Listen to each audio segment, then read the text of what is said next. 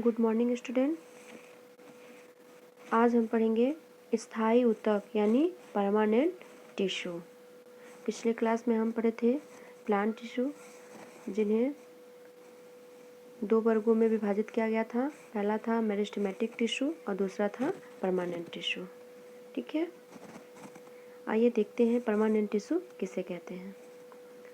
स्थायी ऊतक का निर्माण विभज्योतक ऊतक के विभाजन तथा विभेदन से होता है। स्थायी ऊतक यानी परमानेंट टिश्यू का फॉर्मेशन मेरिस्टेमेटिक टिश्यू के डिवीजन तथा डिफरेंटेशन से होता है।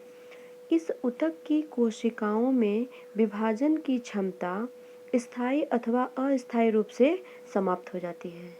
ठीक है, इस ऊतक यानी इस टिश्यू की कोशिका यानी सेल में डिवीजन की कैपेसिटी परमानेंट या टेम्परेरी रूप से समाप्त हो जाती है तथा इन कोशिकाओं का आकार एवं संरचना निश्चित हो जाता है। ठीक है, तथा इन कोशिकाओं का आकार यानी शेप एवं संरचना यानी स्ट्रक्चर निश्चित हो जाती है।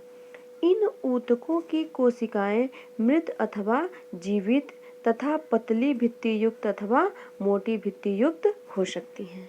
ठीक है, इन ऊतकों यानी इन टिश्यू की जो सेल होती है मृत यानी डेड अथवा जीवित यानी लिविंग तथा पतली पतली यानी थीन, मोटी यानी थिक वाल युक्त हो सकती हैं।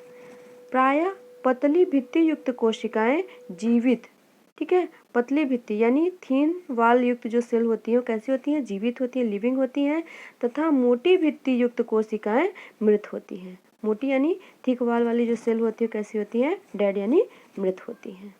ठीक है, स्थायी ऊतक उत्पत्ति के आधार पर दो प्रकार के होते हैं। ठीक है, स्थायी ऊतक यानी परमानेंट टिश्यू जो होते हैं वह उत्पत्ति के आधार पर दो प्रकार के होते हैं। पहला है प्राथमिक स्थायी ऊतक प्राइमरी परमानेंट टिश्यू, दूसरा है द्वितीयक स्थायी ऊतक यानी सेकेंडरी परमानेंट टिश्यू। आइए देखते हैं प्राथमिक स्थायी ऊतक किसे कहते हैं। प्राथमिक विभज्योतक ऊतकों की कोशिकाओं में विभाजन के फलस्वरूप प्राथमिक स्थायी ऊतकों का निर्माण होता है। ठीक है, प्राथमिक विभज्योतक यानी प्राइमरी मेरिस्टेमेटिक टिश्यू की कोशिकाओं यानी सेल में डिवीजन के फलस्वरूप ही प्राइमरी परमानेंट टिश्यू का फॉर्मेशन होता है। प्राथमिक स्थायी ऊतकों को कोशिकाओं के आकार के अनुसार निम्न प्रकार विभाजित किया जा सकता है। ठीक है, देखिए पहला है सरल स्थायी ऊतक यानी सिंपल परमानेंट टिश्यू, दूसरा है जटिल स्थायी ऊतक यानी कॉम्प्लेक्स परमानेंट टिश्यू, तीसरा है विशिष्ट ऊतक यानी स्पेशल टिश्यू। ठीक है, ये देखिए प्राथमिक स्थायी ऊतक यानी प्राइमरी परमानेंट टिश्यू, ये तीन है। ये देखिए पहला है सरल ऊतक यानी सिंपल टिश्यू, दूसरा है जटिल ऊतक यानी कॉम्प्लेक्स टिश्यू, फिर तीसरा है विशिष्ट ऊतक यानी स्पेशल टिश्यू। फिर देखिए सिंपल टिश्यू कौन कौन से, तीन, मृदूतक, स्थूल कोण ऊतक, दृढ़ ऊतक, पैरेन्काइमा, कोलेनकाइमा और स्क्लेरेन्काइमा। फिर है कॉम्प्लेक्स टिश्यू, ये दो हैं, जाइलम और फ्लोएम।